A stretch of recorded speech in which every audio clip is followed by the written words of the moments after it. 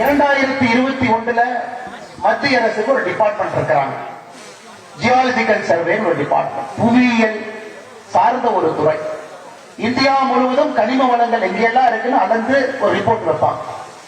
அதன்படி அந்த துறை மேலூர் பகுதியில, குறிப்பாக நாம் இருக்கக்கூடிய இந்த பகுதியில டங்ஸ்டன் மாலிப்டினம் அப்படிங்கிற ஒரு கனிமம் இருக்கு அப்படியே மாநில அரசுக்கு 2021 அறிக்கையை கொடுக்கிறாங்க.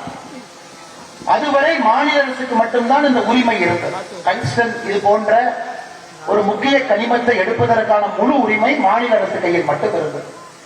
2023 ஒரு அரசாணையிலே மாற்றத்தை கொண்டு வந்து முக்கியமான 23 கனிமங்கள் இந்தியா முழுவதும் அதை ஏலம் விடுவதற்கான முழு பொறுப்பு மத்திய அரசுக்கு, ஏலம் விட்ட பிறகு அதை அமல்படுத்துகின்ற பொறுப்பு மாநில அரசுக்கு என்கின்ற ஒரு திருத்தத்தை 2023 ஆகஸ்ட் 17 கொண்டு வர்றாங்க, மத்திய அரசு கொண்டு வர்றாங்க. அதன் பிறகு மத்திய அரசு இந்த பகுதியில டங்ஸ்டன் கனிமம் இருப்பதாக கண்டுபிடித்து அதை ஒரு அரசாணை மூலமாக ஒரு டெண்டரை கால் பண்றாங்க. அந்த டெண்டர் வருவதற்கு முன்பாக மத்திய அரசு மாநில அரசு கடிதம் எழுதுறாங்க, இந்த மாதிரி இங்க டங்ஸ்டன் இருக்குது, உங்களுக்கு தெரியுமல்ல, நாங்க எடுக்க போறோம். மத்திய அரசு இங்க இருக்கக்கூடிய அமைச்சர் அவர்கள் பதில் எழுதுறாங்க, இல்ல இதை ஏலம் விடுகின்ற பொறுப்பு எங்களுக்கு, உங்களுக்கு இல்லை என்று. மத்திய அரசு மறுபடியும் ஒரு கடிதம் எழுதுறாங்க, இல்ல ஏலம் விடுவதற்கான பொறுப்பு எங்களுக்கு, ஏலம் விட்ட பின் அடுத்து நடக்கக்கூடிய விஷயத்தை பார்ப்பது மட்டும்தான் உங்கள் பொறுப்பு. அதன் பிறகு மத்திய அரசினுடைய கடிதத்திற்கு மாநில அரசு பதிலளிக்கிறாங்க, இந்த பகுதியில டங்ஸ்டன் இருக்கு, இந்த பகுதியில பல்லுயிர் தரம் இருக்குன்னு அனுப்புறாங்க.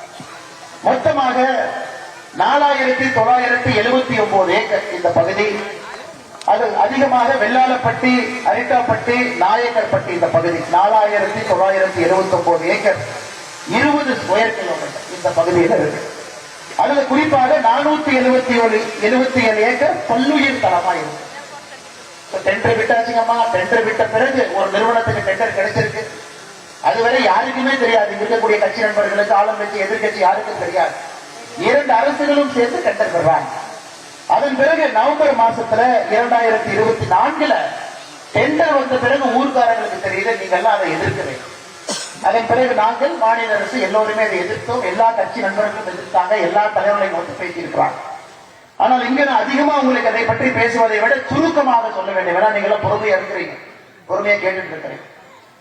எந்த காரணத்திற்கும் இந்த பகுதியில மத்திய அரசினுடைய டங்ஸ்டன் இந்த கனிமத்தை எடுப்பதற்கான டெண்டர் எந்த காரணத்திற்கும் இங்க வராது.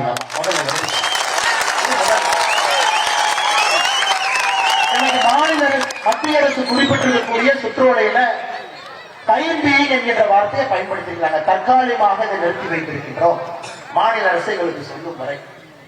வருகின்ற 17, 18, 19 இந்த 3 நாள்ல மத்திய அமைச்சர் கிஷன் ரெட்டி அவர்கள் சென்னைக்கு வர்றாங்க. இந்த ஊரினுடைய அமலகார ஐயா, சமுதாய தலைவர்கள், பெரியவங்க எல்லாம் இருக்கிறீங்க.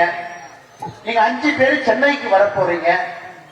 இந்த தேதியில மத்திய அமைச்சர், சுரங்கத்தினுடைய அமைச்சர் திரு கிஷன் ரெட்டி அவர்கள் அவங்களே அறிவிக்க போறாங்க, இங்கே எந்த காரணத்திற்கும் இந்த 4979 ஏக்கர்ல இந்த டங்ஸ்டன் இதற்கான இது வராதுன்னு அவங்க சொல்லுவாங்க. அதனால அவங்கள்ட்ட ஒன்னே ஒண்ணு மட்டும் வேண்டுகோள் விடுக்கிறேன்.